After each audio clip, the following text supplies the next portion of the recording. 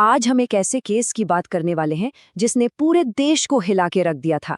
एक ऐसा चौंकाने वाला, उलझा हुआ दोहरा हत्याकांड जो 2008 में हुआ था।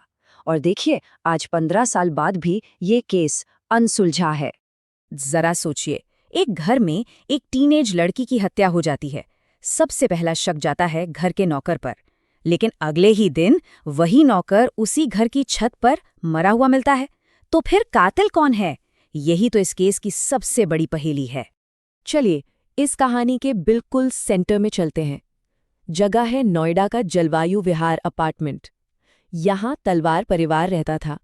डॉक्टर राजेश तलवार, डॉक्टर नूपुर तलवार, उनकी इकलौती बेटी आरुषि और उनका घरेलू नौकर हेमराज। ठीक है, तो इस केस को समझने के लिए सबसे पहले घर के नक्शे को समझना बहुत ज़रूरी है।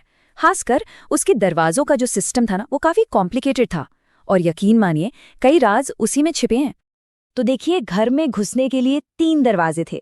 एक बाहरी गेट, फिर एक जाली वाला दरवाज़ा और फिर अंदर लकड़ी का दरवाज़ा। लेकिन कैच ये था कि हेमराज के कमरे का एक दरवाज़ा इन गेट्स के बीच में ही था और दूसरा दरवाज़ा सीधे घर के अंदर खुलता था। मतलब कोई भी मेन दरवाजे का इस्तेमाल किए बिना हेमराज के कमरे के रास्ते घर में आ भी सकता था और जा भी सकता था। इसका सीधा मतलब ये है कि ये अपार्टमेंट उतना सेफ नहीं था जितना बाहर से लगता था। चलिए, अब चलते हैं 15 मई 2008 की उस रात पर। वो रात जिसने इस परिवार की जिंदगी हमेशा हमेशा के लिए बदल दी। उस रात तक सब कुछ बिल्कुल नॉर्मल था। उस शाम परिवार ने साथ में डिनर किया। आरुषि को उसके बर्थडे गिफ्ट में एक नया कैमरा मिला था, जिससे उसने रात 10:10 पर घर की आखिरी तस्वीर खींची।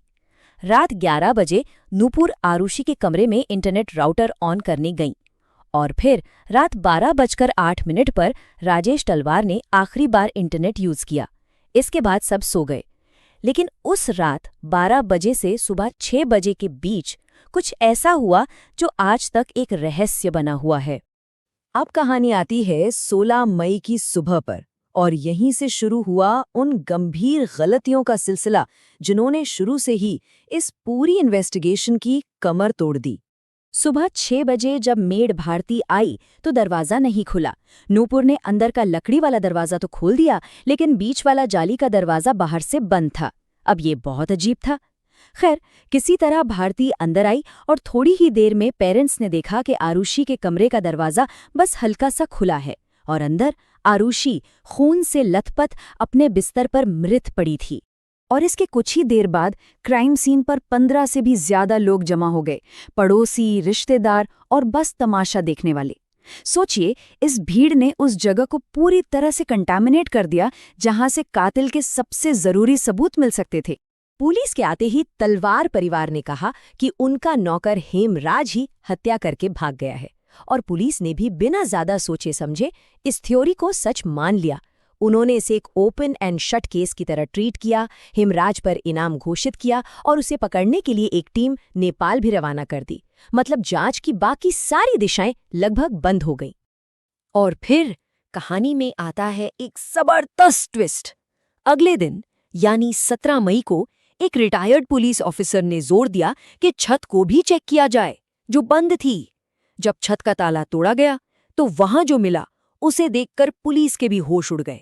छत पर हेमराज की लाश पड़ी थी और उसे भी ठीक उसी तरीके से मारा गया था जैसे आरुषि को। छत की दीवार पर खून से सना एक हाथ का निशान मिला था। ये इस पूरे केस का शायद सबसे अहम सबूत हो सकता था, एक ऐसा सबूत जो कातिल की पहचान बता सकता था।